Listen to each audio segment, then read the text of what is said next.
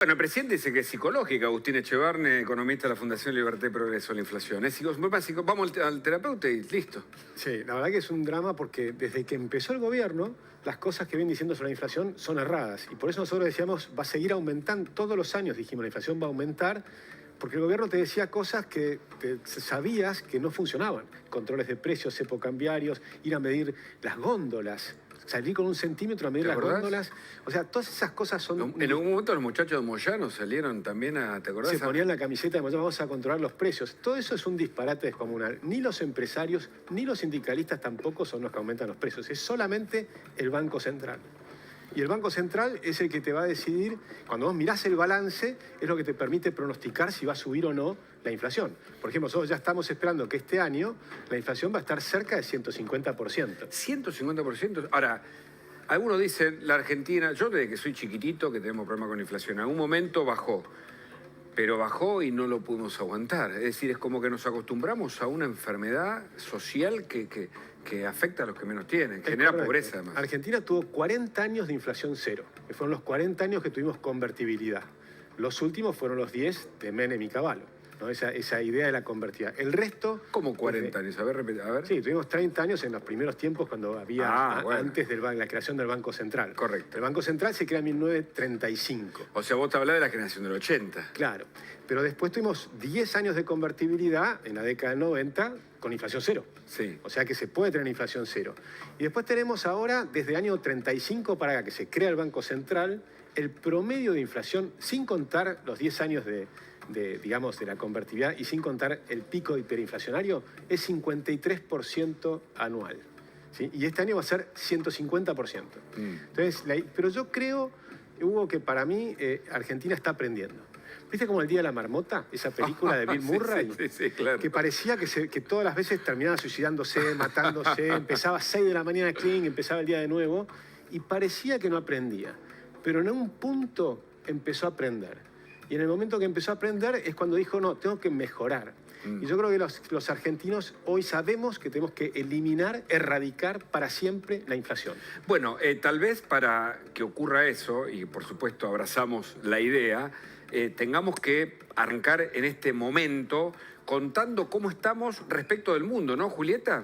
Sí, lamentablemente la Argentina ocupa el podio de los países con más inflación. En primer lugar está Venezuela con una inflación interanual del 458%. En segundo lugar el Líbano con 268%. Y en tercer puesto la Argentina con 114,2% de inflación interanual. Lo que vos habías dicho respecto de Argentina superando la inflación de Venezuela tiene que ver con la inflación mensual. Si tomamos mayo, la inflación de Argentina fue del 7,8%, mientras que la de Venezuela fue del 7,6%. Es decir, que en mayo fuimos el peor país de desempeño regional porque superamos en la inflación mensual a Venezuela. Y ni hablar de los países vecinos que están por debajo del 1% de inflación. Tienen 0, y algo de inflación. Incluso Uruguay tuvo deflación en el mes de mayo y quedó debajo un 0,01% de variación de los precios. Claro. Es decir que, bueno, también cuando el gobierno busca excusas para explicar esto de la inflación, y a veces se refiere a cuestiones regionales, como puede ser la sequía, o cuando habla de la guerra en Ucrania, de la guerra en Rusia, uno ve que en esos países no se dan estos números, ¿no? Que si no sucede en esos países, que justamente son los que encabezan el conflicto bélico, ¿cómo puede ser que la Argentina tenga más inflación por el conflicto bélico que la que tiene Ucrania o Rusia, o que Uruguay, que está impactado de igual forma por la sequía, tenga deflación directamente para el mes de mayo? Así que bueno, claro, este es el podio de inflaciones interanuales en el cual estamos en el tercer puesto, cómodos, digamos, porque Zimbabue, que sigue a la Argentina, está en un 86% de inflación. Ahora, Agustín, cantamos muchacho por no llorar, porque estamos primero en la región, terceros en el mundo. ¿Vos decís que se puede salir de ahí? Se puede salir de ahí, estamos por supuesto en el podio, pero si vos mirás ahora, los candidatos opositores están todos concentrados en mostrar cómo van a bajar la inflación. Y esta vez, a diferencia de lo que pasaba en el pasado, están diciendo cosas que tienen que ver con cómo se baja la inflación, que es la reducción fuerte del déficit fiscal, Tienen que bajar 5 puntos el gasto público y están hablando de cómo, todos están diciendo cómo van a hacer para bajar. Es decir, no entran en detalles, pero todos saben que van a tener que bajar 5 puntos el gasto público de forma tal de equilibrar las cuentas. Y entonces dejas de emitir y ahí se acaba la inflación. Y después está el debate si haces con reforma monetaria o sin reforma monetaria. Si lo haces con la reforma monetaria, como la dolarización o un plan de convertibilidad, se baja más rápido y simultáneamente se baja la pobreza. Pero te quedás sin el manejo a la larga de tener una moneda. Entonces hay gente que dice, no, nosotros queremos que Argentina siga teniendo un peso, pero tenemos que hacer el resto de las reformas. Donde no hay discusión es que el resto de las reformas hay que hacerlas. La reforma del Estado, decís. La reforma del Estado, eso es bajar el gasto público, eso es permitir, porque además después, recordemos que Argentina tiene el nivel de impuestos más altos del mundo. Estamos número 2 después de Comoros, según el Banco Mundial. Y cuando vos mirás eso, decís, además de bajar la inflación, además tenemos que suprimir un montón de impuestos. Por ejemplo, hay 9 impuestos que recaudan el 91% de toda la recaudación de la Argentina. Pero en total tenemos 151 impuestos. Entonces probablemente habría que reducir todos los demás y quedarte solamente con esos 9. Y mi apuesta es que si hacemos eso, la recaudación sube.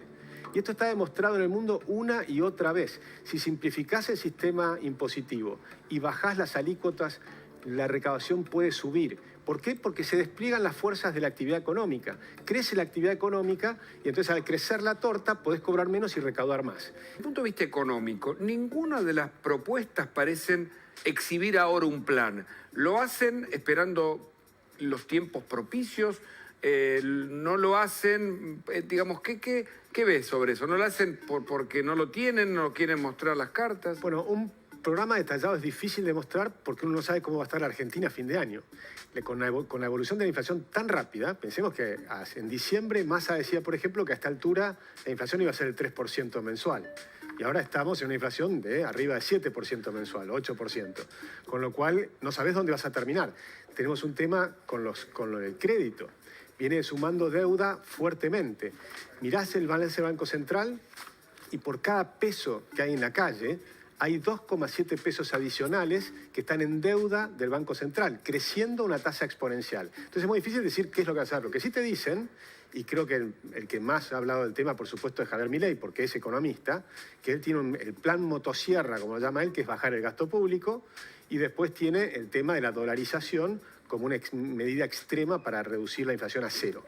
Y eso significaría bajar la inflación a cero en 2 años.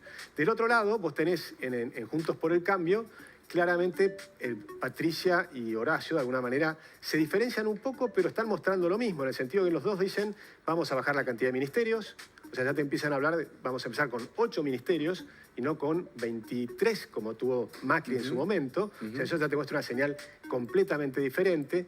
Y si bajás los ministerios y reducís el gasto público, va a ser para bajar la emisión monetaria. Ahora, es cierto que no hay programas específicos que te lo puedan decir de manera detallada, probablemente porque no conviene desde el punto de vista publicitario en las elecciones. Yo eso no lo conozco, eso es más de las tareas de los analistas de la comunicación. Y pese a ser un dirigente ya gastado por el paso lógico de la gestión y de lo que significa haber pasado por distintos estamentos, es un candidato que hoy tiene la capacidad de poder enfrentar a la poderosa Cristina Kirchner y decirle no va a haber un candidato único. Vamos a ir con una lista propia, apoyada por el peronismo nacional con la firma de Alberto Fernández y jugamos la PASO. Pero tiene un problema serio. A ver. El problema serio que tiene es que el gobierno peronista hereda el gobierno peronista. Bueno. Y el resultado ha sido catastrófico. Bueno, hay quienes dicen, ¿no? Tal vez los más extremistas, que en la Argentina todos somos peronistas. Yo no me incluyo. Perón decía. Sí, Perón decía. Yo no me incluyo y creo que no es así. Es más que yo Me creo... lo pregunté, por supuesto. Sí, no, yo creo que de hecho... Ya, vos te remitís a la generación del 80 y claramente ahí no había peronismo. Sí, pero además creo que básicamente me parece que se está diluyendo. El otro día veía un videíto en las redes sociales. ¿Qué se diluye? ¿Un sector del peronismo, el kirchnerismo? ¿Qué se diluye? Yo creo que se diluye el kirchnerismo desde ya. El peronismo tiene una capacidad de reinventarse que ha sido sorprendente. O sea, que Siempre, nunca sabes si vuelve... Vocación de poder como nadie. Sí, que probablemente si vuelve va a haber algo más parecido al menemismo, porque se está corriendo todo el eje del debate hacia la libertad. Entonces, ¿Milei es el nuevo Menem? Se lo pregunté a Tata Joffre ahí sentado el domingo pasado. Milei representa tal vez es mucho más liberal que Menem. Menem resultó liberal posiblemente porque recordemos que Alfonsín había terminado en una hiperinflación tremenda, donde la pobreza había subido al 44% y era ingobernable, entonces tuvo que ir buscando la salida. Y encontró que la salida era el liberalismo. O sea, era volver a tener un déficit fiscal controlado, reducir la inflación y demás. Y funciona. Pues fíjate, cuando puso el plan de convertibilidad Menem y Cavallo, no solo bajó la inflación a cero, simultáneamente en 2 años y medio la pobreza bajó a la mitad. Entonces, eso funciona. Y yo creo que eso se viene en Argentina. Argentina va a tener un cambio, yo creo, muy importante a partir de fin de año, sea quien sea el que gane. Echevarne, Corbalán, muchas gracias por la visita.